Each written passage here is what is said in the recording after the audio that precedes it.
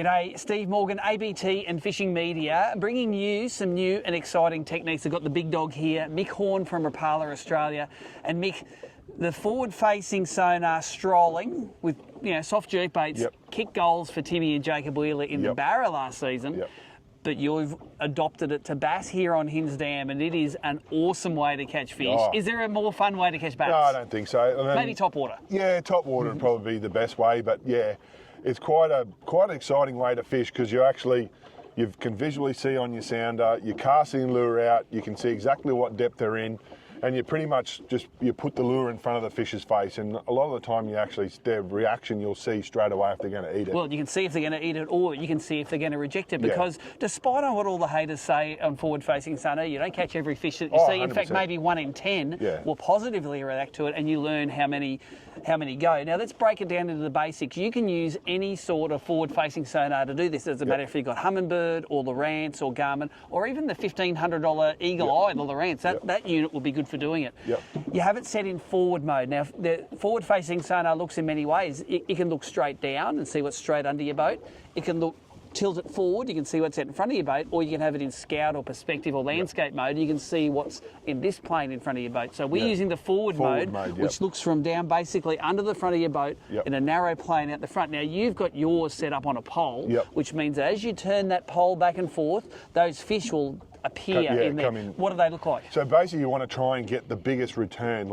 So when you get some of those bigger fish, you get like a bit of a diamond, and it actually gets a little bit of a glow off it. So that's when you're like, oh, it's a big one. If you can get that generally, and you can obviously put your cast either just a little bit past it and bring it to it, and you just want to have it sitting basically above them and right in front of their nose.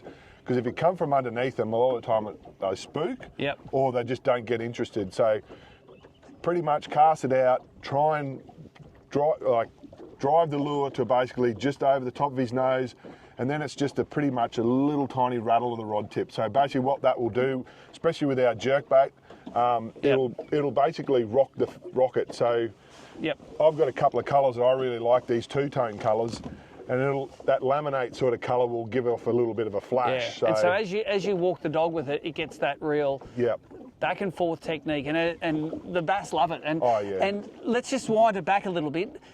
These are a sinking lure. The bass we're seeing are anywhere between 2 feet and about 30 feet down. So usually the shallower the fish, the more receptive it is. Like the way the bass work in the lakes here is, if they're sitting down on the thermocline down 20, 25 feet, they're probably just resting. You can get them to eat, but the ones that are right up high, 5, 10 feet, they're the ones that you see and you go, ooh, I'm going to catch that one. It's one of those. It is one of those things that as soon as you see that type of fish, they're the ones that you want to try and target. Like sometimes you'll drive across a point and as you said, you'll see those ones sitting down a bit lower in the water column.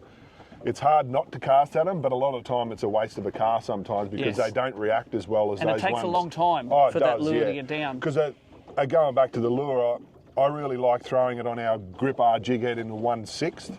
I find that it's got a really good, it's not a too fast a sink rate, but it's a great sink rate to get down to those fish in that, as you said, between 2 and sort of 15 feet sort of area. That's like the ones, if you can get it in that, you target those fish in that area, a lot of the times you find they're the most receptive fish.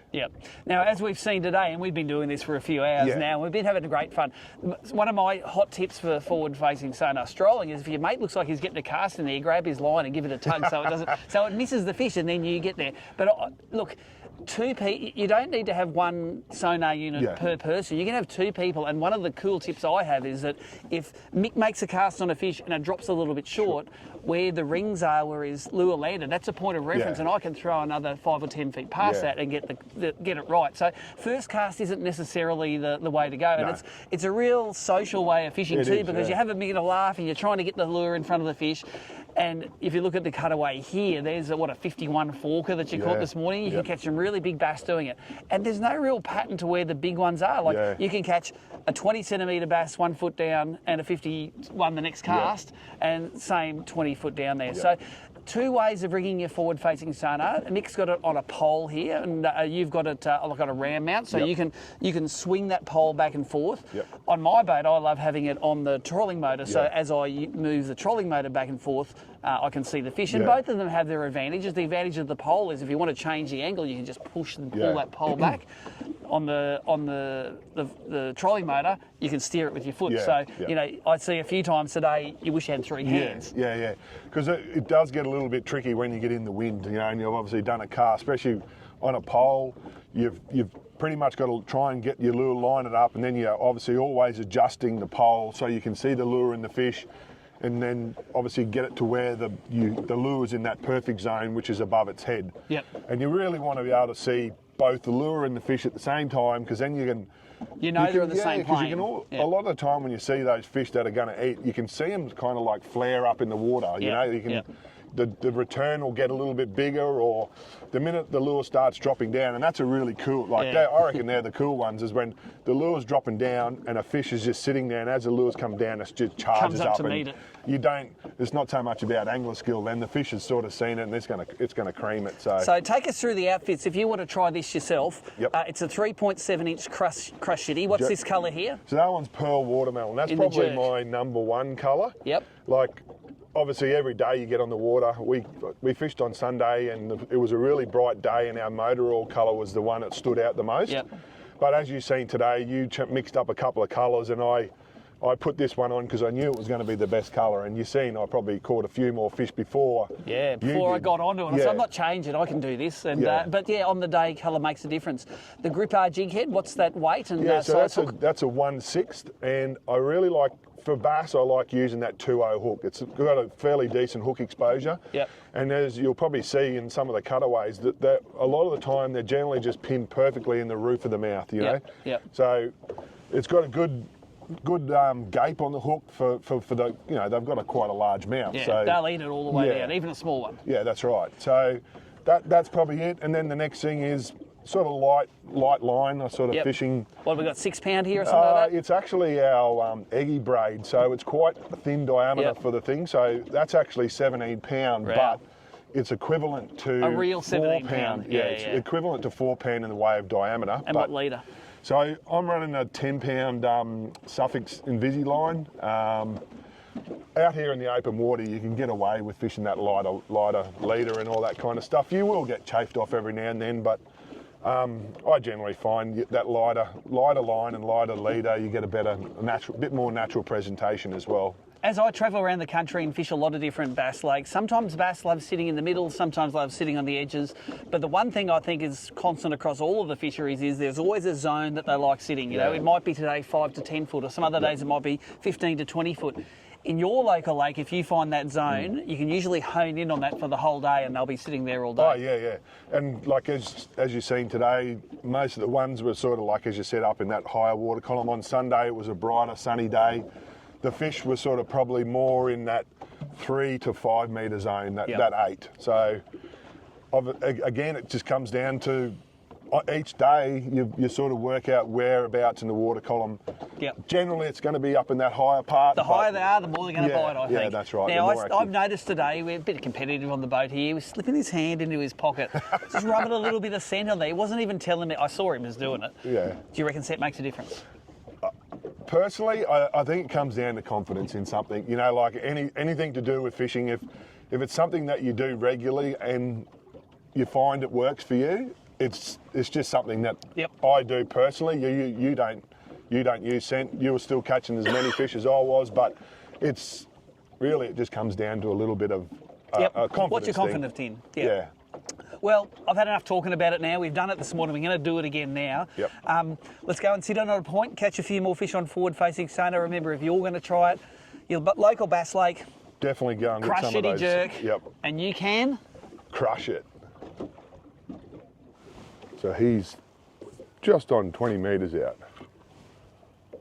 Right on him. Got him. It's not always easy like that, but that was just a perfect cast. Sometimes when they're up high like that and you land straight on them, it can spook them, but that fish was obviously pretty active, and as soon as it landed on the surface, he ate it. So as you can see, perfect hook up right in the top of the mouth. Thanks, mate. Yep, that's perfect. He's going. So you can see the bass here, the lure there.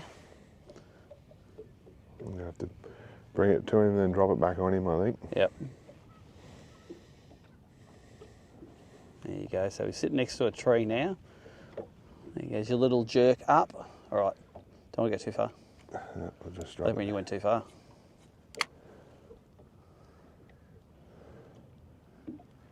Probably did.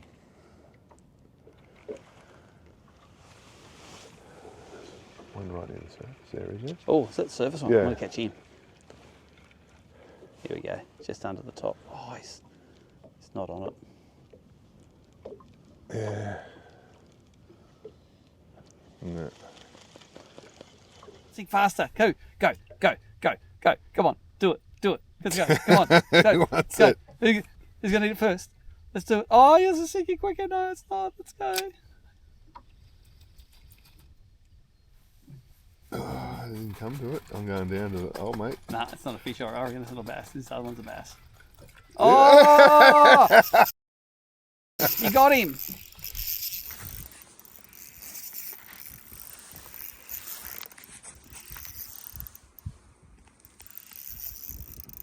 Come on.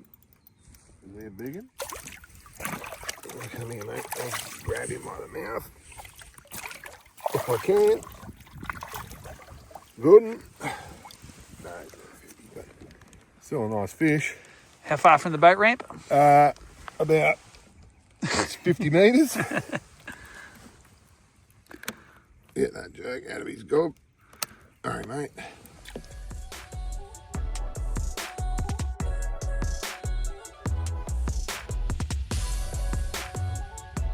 Crushed it.